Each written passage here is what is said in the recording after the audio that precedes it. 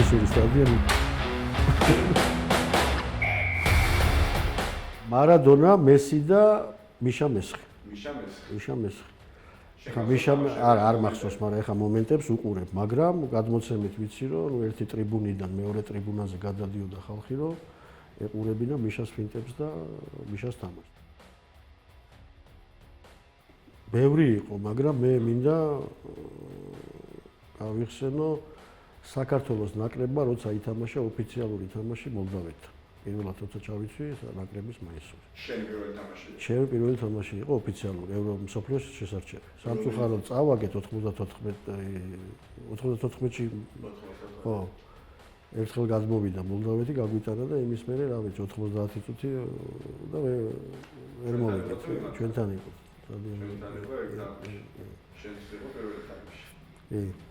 ოფიციალური ნაკრების პირველი თამაში ეგ იყო.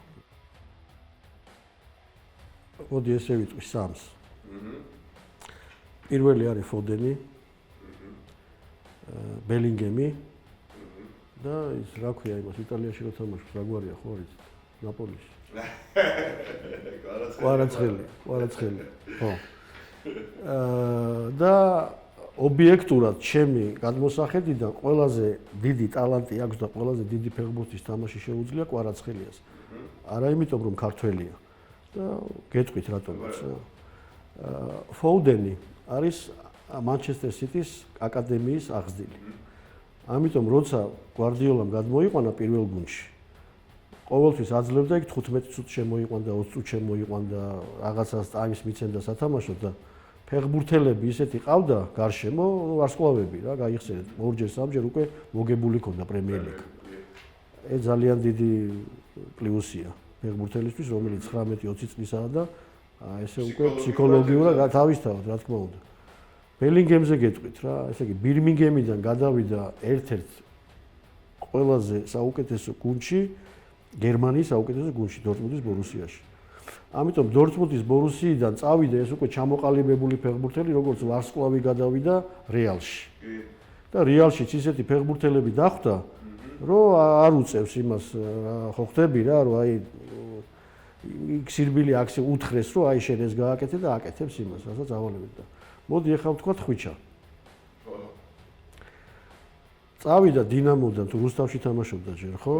დინამოდან გადაიყვანეს ლოკომოტივში, მოსკოვის ლოკომოტივში. მოსკოვის ლოკომოტივიდან რამოდენიმე თამაში ითამაშა და მერე წაიყვანეს რუბინში.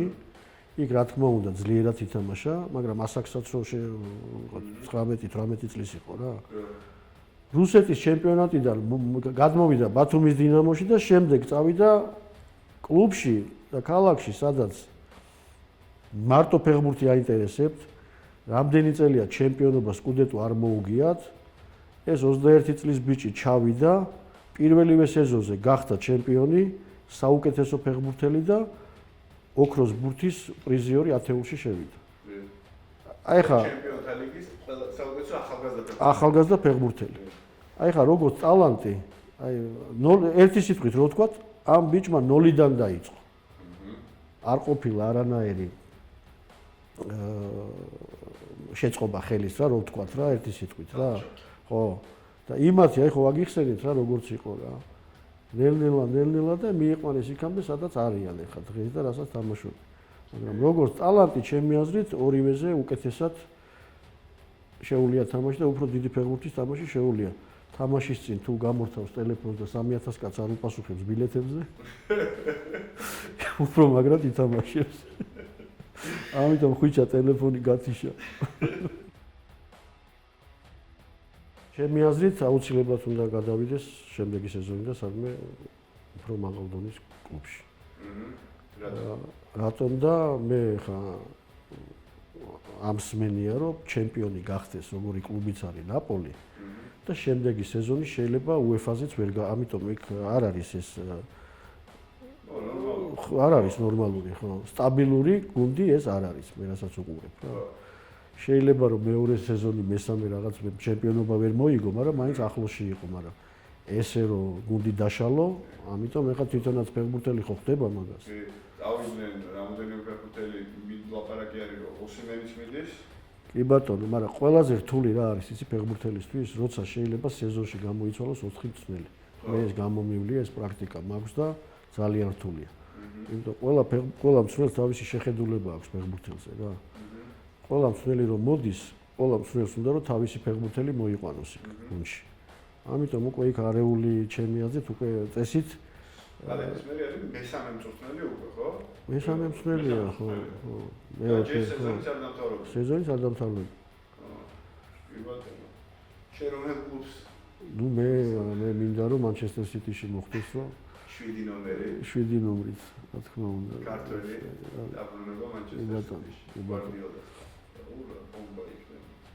ყველანაირი პირო მონაცემები აქვს, რომ იქ თავისი მონაცემები გამოამჟღავნოს და გაშალოს ბოლომდე და ის იმ მწვრთნელთან თუ მოხდა გვარდიოლასთან.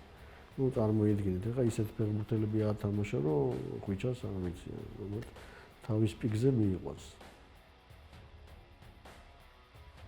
ერთი რას არ შეიცვალა 11-11-ზეა თამაში. დანარჩენი ჩემი აზრით რადიკალურად შეცვლილია ფეხბურთი. რას გულისხმობ ეხლა რადიკალურად? წესები დეფიციტია ფეხბურთელების, კლუბების ისეთი თამაშები არ ვიცი, ახლა აი მესი და რონალდო მოწავ მე პრინციპში თუ რამე ისეთი თამაში არ არის პრემიერ ლიგის ან ჩემპიონთა ლიგის ნახევარფინალი, ფინალი, ეხლა ნუ აღარ არიან რა, ეხლა რო ჩამოთვალო ისეთი ფეხბურთელები აღარ არიან. და რაც ყველაზე მთავარია, ეს ერთი ესეთი მოძრაობით შეიძლება თამაშის ბედი გადაწყვიტოს რა. ბევრი საბედნიეროდ ჩვენთვის კარგი იყო ეგ მოძრაობა. ფიზიკაზე არის მეტი ყურადღება. ფიზიკაზე არის მეტი, აი გეტყვით რა. საშუალო ფეხბურთელს უკვე შეუძლია დღესდღეობით, ეს ახლა საბედნიეროდ არის საუბარი, რომ დიდ კლუბში ითამაშოს და მოხდეს. ჩემ დროს და უფრო იქით პრაქტიკულად შეუძლებელი იყო. რომ საშუალო დონის ფეხბურთელი მომხდარიყო დიდ კლუბში. ჯერ 3 ლეგიონერი სულდა ეთამაშა.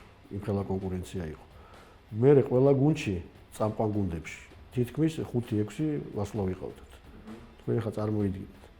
და დღეს სიტყვაზე თუ ვინმე 13 ან 14 კილომეტრი ირბინა, ის შეიძლება წამოიყვანონ და ათამაშო პრემიერ ლიგაში, იტალიაში, ესპანეთში.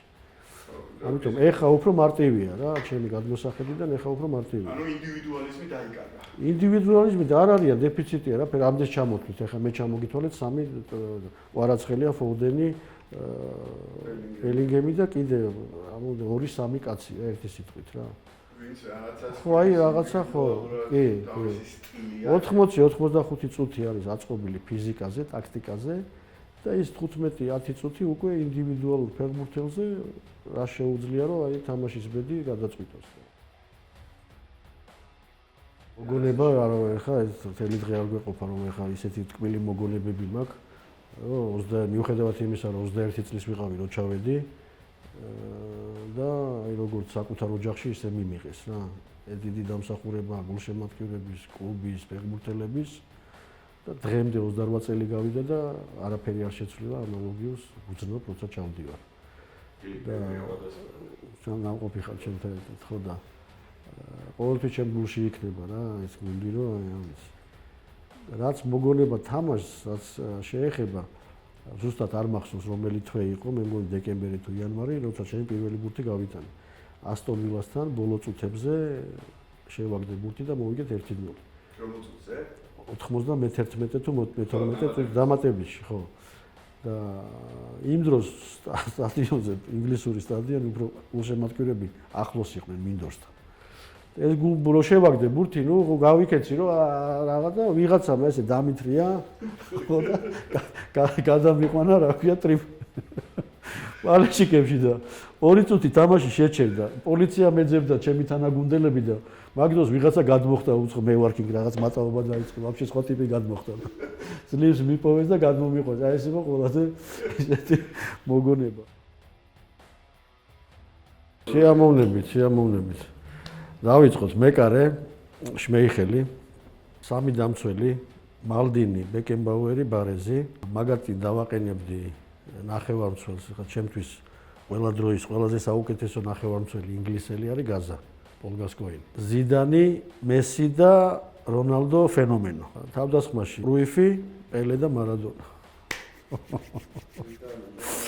თურმე მკითხავს რომ დაცვა რატო დააყენეს 3 დამცველი, ეხლა წარმოიდგინეთ ამ ესეთი შეტევით ვინ გაბედავდა და ვინ წამოვიდა და შეტევაზე იქიდა.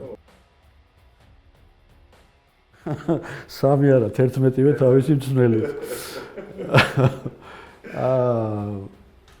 ჩემი პოზიციიდან გამომდინარე, მაინც შემტევი ნახევარმცველი ხო უნდა გყავდეს 2 ნახევარმცველი და ისა დებრუინი, როდრი და რო გითხრათ რა ჰალანდი, ყველა რეკორდი მოხსნა, იმდენი ბურთი შეაგდო და მაგრამ მე მაინც ფოდენი, მე მაინც ფოდენს